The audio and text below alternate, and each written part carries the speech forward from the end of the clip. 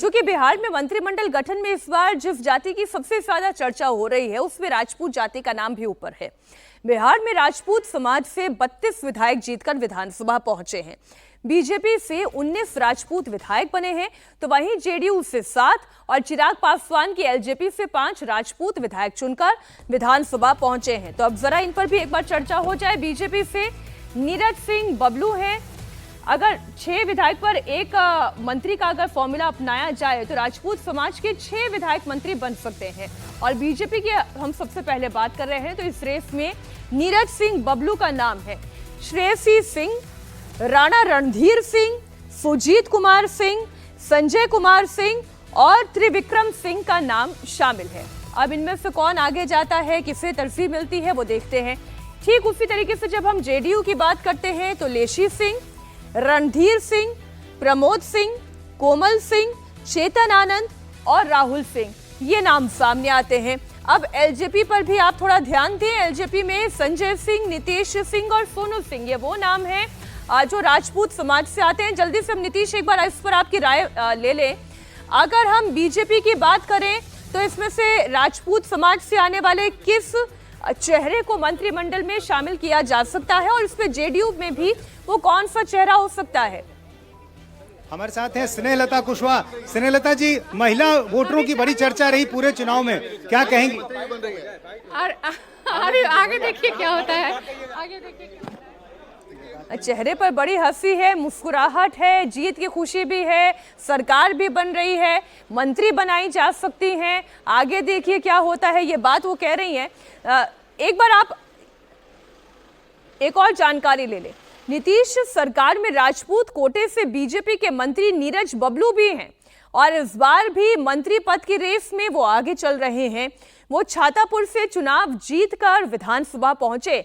India TV से बातचीत में उन्होंने कहा कि उन्हें जो जिम्मेदारी मिलेगी उसे वो निभाएंगे।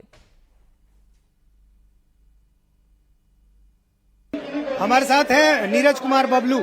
ये बताइए कि ये जोड़ी जो है सम्राट और विजय वाली, ये फिर से रिपीट की गई, तो क्या कुछ हुआ मीटिंग में और कैसे घोषणा हुई? ये जबरदस्त जोड़ी है। जिस तरह से पार्टी नेतृत्व ने मौका दिया है फिर से बिहार को चलाने के लिए, पार्टी नेतृत्व का शुभकामना है, बधाई है उनको। और सम्राट जी मजबूती से बिहार को आगे बढ़ाने के लिए काम किए हैं, तो और आगे बिहार बढ़ेगा, इसकी शुभकामना।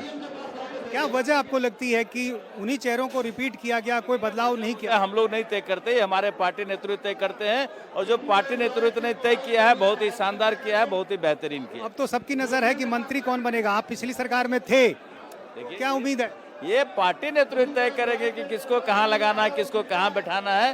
पार्टी नेतृत्व का जो भी होगा आदेश वो माना जाएगा। अच्छा, इस बार एक चीज देखने को मिली कि राजपूत समाज से, जिससे आप आते हैं, 32 विधायक चुने गए हैं नई विधानसभा में। बड़ी भूमिका है, बड़ी भूमिका है और पार्टी और मजबूत होगी इस वजह से। इसी अनुपात में प्रतिनिधित्व की उम्मीद भी होगी। ये तो पार्टी नेतृत्व तय करेंगे कि क्या अनुपात होगा, लेकिन बड़ी संख्या में आए हैं तो बड़ी मजबूती मिलेगी पार्टी को। तो सब कुछ बीजेपी के आला नेताओं के ऊपर उन्होंने डाल दिया और ये बात सही है। जमुई से दूसरी बार जीतकर विधायक बनी श्रेयसी सिंह भी राजपूत समाज से आती हैं। मंत्रिमंडल में शामिल किए जाने को लेकर चर्चा उनसे भी हुई। श्रेयसी सिंह को क्या महिला होने का फायदा मिल सकता है? उन्होंने क्या कहा, ये जवाब भी आप सुन लीजिए। पहले चेहरे थे वही रिपीट हुए हैं, क्या कहेंगी?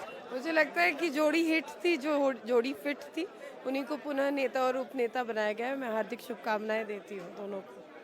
आपको क्या लग रहा है कि जो चूंकि इन्हीं चेहरों के नाम पर जीत मिली तो इसलिए कोई बदलाव का रिस्क नहीं लिया? जब नियत सही होती है, नेतृत्व सही होती है, तो उनको आगे बढ़ाना चाहिए। मंत्रिमंडल में तो अब उम्मीद होगी, चूंकि महिला वोटर की बड़ी चर्चा रही।